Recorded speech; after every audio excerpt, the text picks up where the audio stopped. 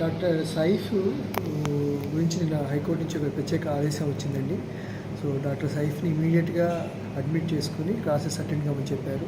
So అంతకుముందు enquiry అయినప్పుడు సైఫ్ జైల్లో ఉండటం వల్ల ఆయనతో డైరెక్ట్గా మేము మాట్లాడకపోయాము.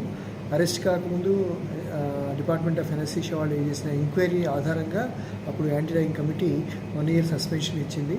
సో ఆయన డైరెక్ట్గా కమిటీ ఇంటరాక్ట్ కాలేదు కాబట్టి ఆయనకు ఒక 1 week లోపల ఆయన ఎక్స్ప్లెనేషన్ తీసుకొని ఆ ఇచ్చిన ఎక్స్ప్లెనేషన్ ప్రకారం ఫర్దర్ డెసిషన్ తీసుకోమని మన గవర్నమెంట్ కోర్టు గారు నిన్న ఆదేశం ఇచ్చారు.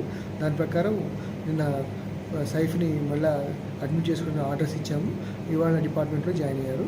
సో 1 week లోపల ఆయన ఇచ్చే ఎక్స్ప్లెనేషన్ బట్టి కమిటీ మళ్ళీ మీటింగ్ అయిన తర్వాత further course of action decide చేస్తుంది. మొన్న యాంటీ ర్యాగింగ్ కమిటీ అది కూడా హైకోర్టు గారికి విన్నవించాము. అంటే మళ్ళీ ఇంకొకసారి ఛాన్స్ ఇవ్వమని చెప్పారు.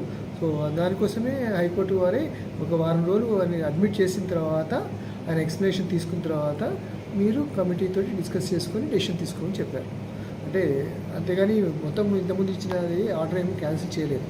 మళ్ళీ పునర్విచారణ చేయమని చెప్పారు. అంటే ఆయన ఇప్పుడు ఇందాకే జాయిన్ అయినట్టుగా డిపార్ట్మెంట్ నుంచి ఇన్ఫర్మేషన్ వచ్చిందండి. ఆల్రెడీ హెచ్ఓడి గారికి ఇన్స్ట్రక్షన్స్ ఇచ్చాము. మళ్ళీ ఎటువంటి పునరావృతం కాకుండా అన్ని జాగ్రత్తలు తీసుకొని హెచ్ఓడి గారికి ఇన్స్ట్రక్షన్ చేయడం జరిగింది.